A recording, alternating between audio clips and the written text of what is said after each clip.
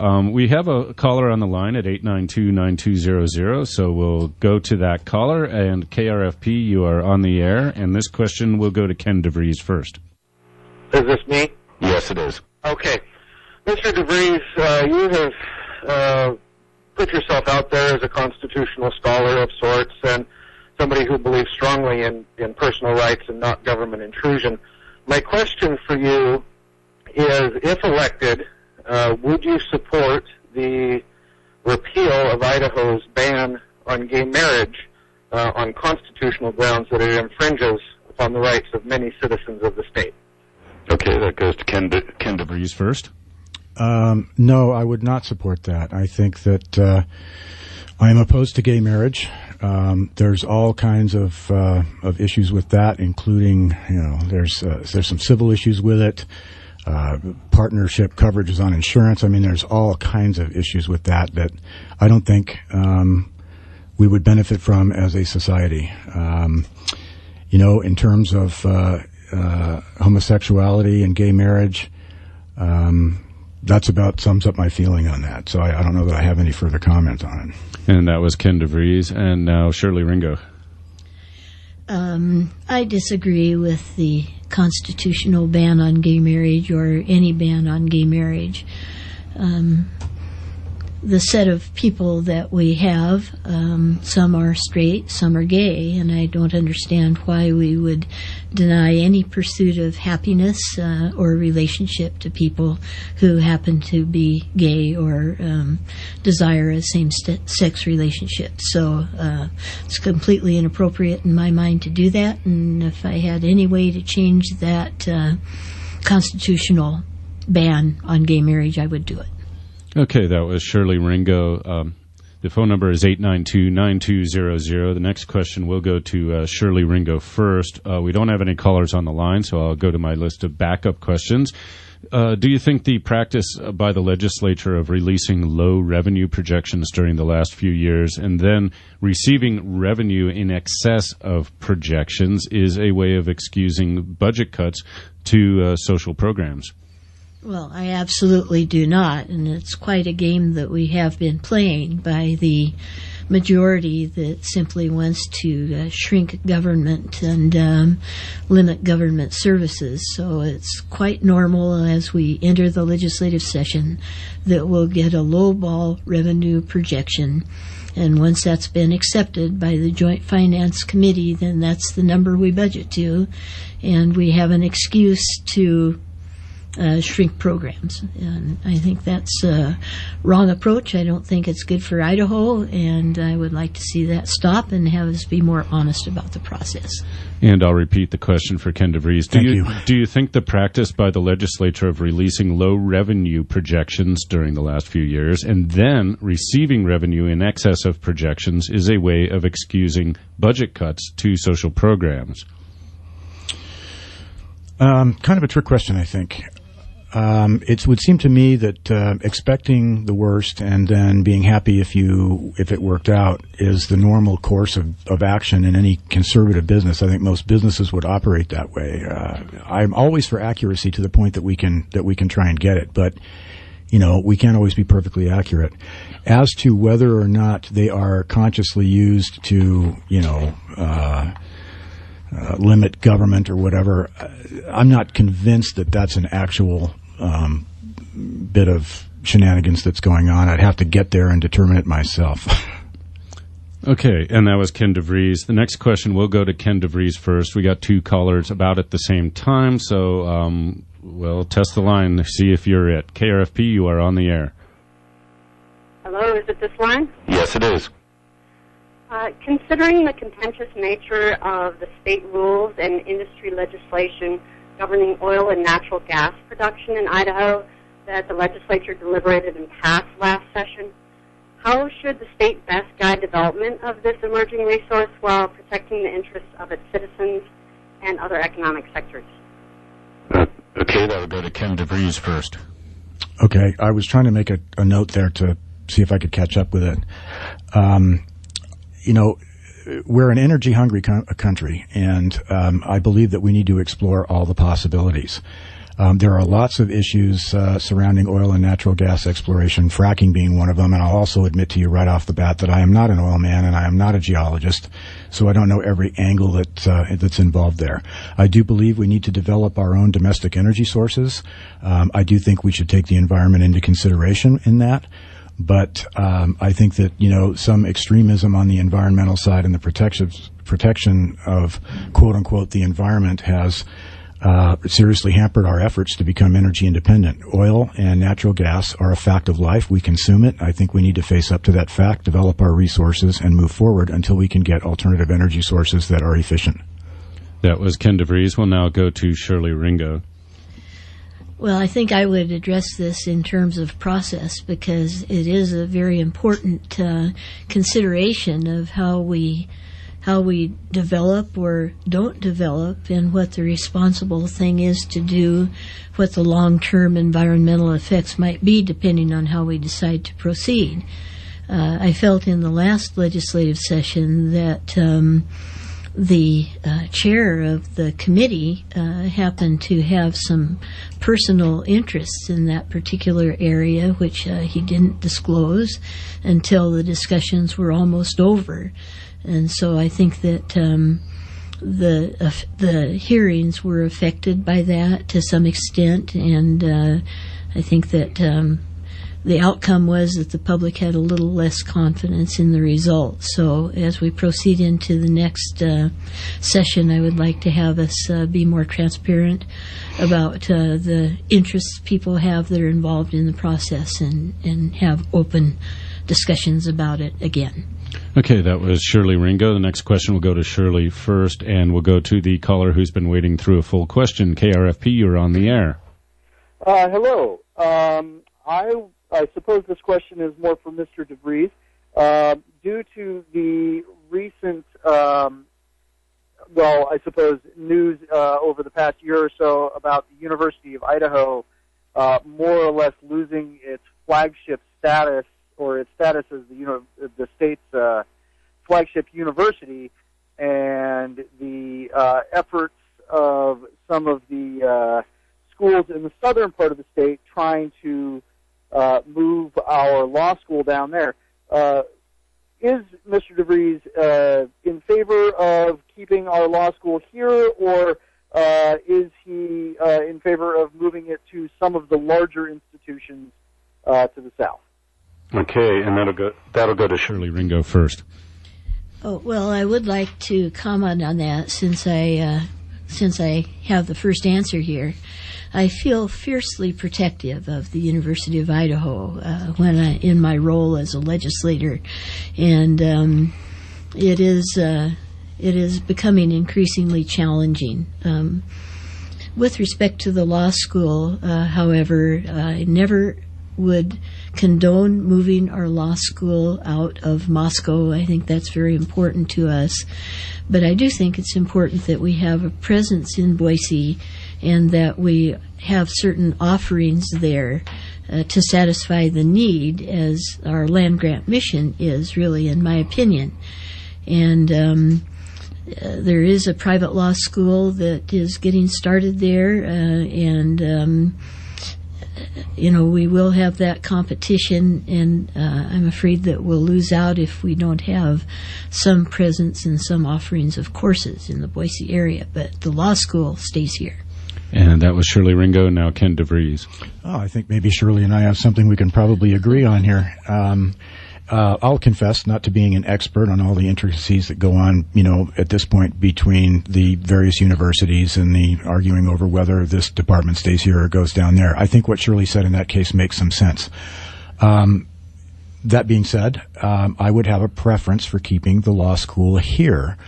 The U of I, employs 60% or so of the local population. It's always good to have those jobs here, and so I think I would agree with Shirley on this one. I think we should keep it here. And that was Ken DeVries. You're tuned to KRFP Moscow. We have one caller on the line, so we'll get to that person, and we'll probably go till about 7:25 with the questions, and after that we'll move to closing statements. So, caller, you're on the air. Is this me? Yes. Yes. Okay. My question is in the last legislative session, the legislature actually turned down federal money for Medicaid. And as a result of that, people who were on Medicaid simply lost services that they had depended on, and some of them, they were life-threatening issues. I would like to know if that event happens again, which I would expect it might, how would each one of the candidates vote in terms of refusing or accepting federal money for Medicaid services? Okay. And that goes to Ken DeVries first. Well, I'm going to be flat out honest with you. In general, I am opposed to accepting federal funds. I think we should develop Idaho's natural resources and take care of ourselves. We should become economically independent. I've got some thoughts on that, which I'm not going to be able to cover in a minute. Federal money always comes with federal strings, and the costs of that are usually quite high. In terms of helping folks out, right now we are stuck with a Medicaid system. I do not want to turn people out on the street, but it used to be that charity and those things were done by private institutions and private individuals, and I would like to see us return to more of a privatized charitable institution. That was Ken DeVries. Now we'll go to Shirley Ringo. Well, I regret turning down support for people who really need it, and I've seen some of the consequences when people are unable to get other than emergency care for dental work, for vision, for auditory assistance, and so on. And so I think that was a terrible decision to make. I don't have real confidence that that's something that we appropriately should cover in the private sector, where people are trying to make a profit. Certainly people who can't afford insurance should have it, and we should try to help people be able to do that. But there are those that don't and that need the help, and I think that we have a reasonable partnership that can be improved upon, but it's an important partnership between the federal and state government to see that that's covered. And that was Shirley Ringo. And we have another caller on the line for Shirley Ringo and Ken DeVries. So, caller, you are on the air. Yeah, the question is, it has to do with freedom, and Ken seems to profess himself as kind of a historian of sorts. And if we remember well, actually the Pledge of Allegiance was changed back in the Red Scare to insert one nation under God. How do you feel about that one nation under God and its relationship to the Constitution and issues of separation of church and state? Do you feel that our children should have to say that they believe in one nation under God with their Pledge of Allegiance in the morning in school? Or I guess that's my question. Do you really think that something inserted during the Red Scare is still prevalent and needed today? Or do you feel that was a problem with separation of church and state? Okay, and we'll stick with format and go to Shirley Ringo first on that. I am a very strong proponent of separation of church and state, and I believe that that's something that protects the religious freedoms that many people enjoy today. I grew up as a young girl without the words under God in the Pledge of Allegiance, and I remember when those words were added, and frankly, I don't consider it appropriate. I think that even though it may not seem like a huge issue to some people, I would really take every measure to protect that difference or that separation of church and state. That was Shirley Ringo. Now we'll go to Ken DeVries. Well, here's an answer that's probably going to rile people on both sides of the issue.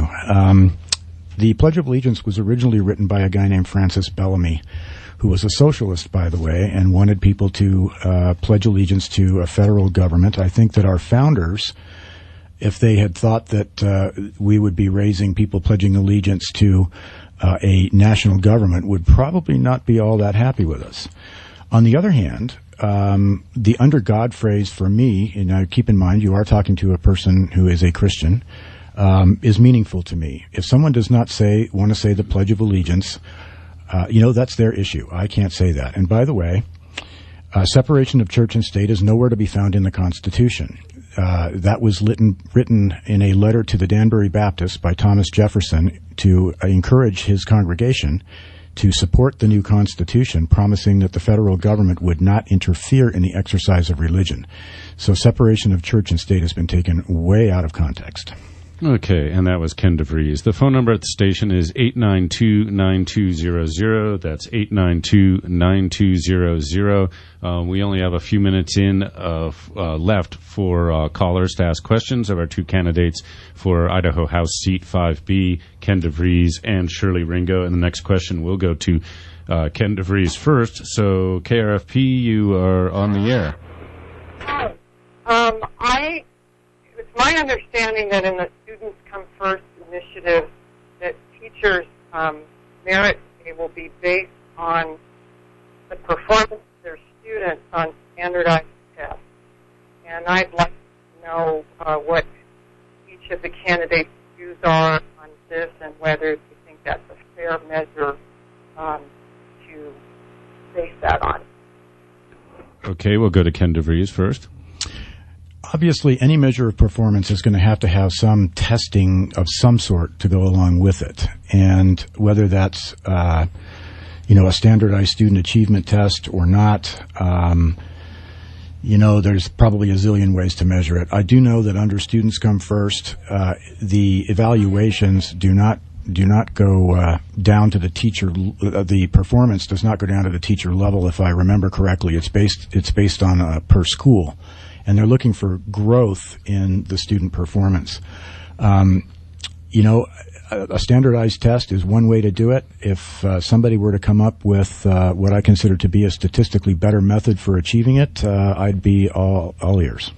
Okay, and that was Ken DeVries. We'll now go to Shirley Ringo. Well, those portions of the Student Comes First, there is a measure that would actually measure excellence on the tests, and then another that looks at growth. I have regretted taking that direction from the time that the No Child Left Behind Act started such a heavy reliance on standardized tests. Because I think that it takes the creativity and the latitude out of teaching, and it really restricts everybody to have a reason to teach right to a test that the student might be given, and rewards people just based on how students achieve on that. To me, teaching is much more of an art than that. If you can instill a curiosity in a child, a willingness to learn, a desire to learn, there are a lot of things that can't be measured on paper with paper and pencil testing that are absolutely critical to education. Okay, your minute's up. Okay, and we probably have only time for one more question. If somebody wants to call real quick, the phone number is 892-9200. The candidates are Shirley Ringo of Moscow, Ken DeVries of St. Mary's, or just outside St. Mary's, and they're running for District 5, House Seat 5B, which the district covers Latah and Benoit counties. Seeing as we don't have a last phone call, I'll ask this question from my list, and then we'll go to closing statements. This will go to Shirley Ringo first. There was a constitutional amendment proposed in the legislature requiring 2/3 vote of the legislature for new taxes or fees, increasing any tax or fee, or removing or reducing any tax break, and that was favored by the House 37-33 this year. But, of course, because it was a constitutional amendment, it itself requires 2/3 of the legislature to pass, so it did not move forward. Would you support something like that? I did not support it, and I would not support it. I really think that it's a mistake to have a system where if we needed to raise revenue in some way, that we have to get 2 yes votes for every no in the legislature. I just think that that's excessive. It's something that has been put in place by those individuals who would like to, I think, restrict taxes and restrict what they would perceive to be any growth in government. And I'm glad that it required a 2/3 to pass, because that's the only thing that stopped it. And that was Shirley Ringo, now Ken DeVries. Well, here's an answer that'll surprise you all. Yes, I would support it. Okay, you have more to say there? I believe in fiscal responsibility. I believe government needs to spend only what is required, and if you have if you are requiring a 2/3 majority, it better be pretty darn important. Okay, well, that was Ken DeVries, and that wraps up the Q&A section of the candidates forum between Democratic incumbent Shirley Ringo and Republican challenger Ken DeVries, position 5 being the legislature. We're now going to go to closing statements, and Ken DeVries has elected to be the first to give. Is that correct? I don't remember. Okay. We had Shirley Ringo go first before, so Ken DeVries goes first for closing statements, and so we have 2 minutes for that. Well, I just want to thank everybody for calling in and listening. For being behind enemy lines, it really wasn't all that bad. I don't feel too shot up. Obviously, tonight you've heard from two different people who have quite opposing points of view. I've never professed to be a constitutional scholar, so it was kind of surprising to get that label on me. I have read the Constitution. I do understand it. I've read a lot of the contemporary documents our founding fathers had written. You can call me a constitutionalist if you'd like. It is the supreme law of the land, and I believe it should be upheld. I believe in the original intent of the founding fathers, which meant limited government, a certain type of tax structure, and individual liberty, and that's what I'm all about. It's an interesting world we live in these days. Our federal government is running up trillions of dollars in debt. We have $114.5 trillion in unfunded liabilities that, in my view, will probably never, ever get paid off. Entitlements, runaway taxation in some cases, whole states, whole cities going bankrupt. Idaho, fortunately, is a fiscally sound state. I'd like to see us stay that way. The only way we stay that way is by being fiscally conservative and intelligent in what we do. We tax when necessary, and only when necessary, and only for those things that are called for as a proper role of government, and that those issues are constitutional. So if you value individual liberty, if you value having a strong economy, I'm your man. Please support me on November 6th. And that was Ken DeVries, and now we'll allow 2 minutes for a closing statement from Shirley Ringo. Thank you. And this is a race for state representatives, so I'm going to limit myself to state issues. If we want to have a strong economy, there are certain things that we have to be able to provide, I think. We have to provide a good education. We have to provide for a healthy population. We have to provide an infrastructure that is safe and functional. And there is a cost associated with all of those things. And frankly, I think our tendency so far has been to underfund and not assume the responsibility of providing for those things as strongly as we should.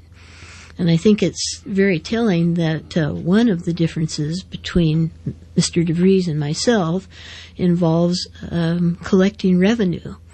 And when we have this ideology that we would like to abolish the property tax and the income tax, we're really hamstringing ourselves relative to getting the revenue to performing our governmental responsibilities.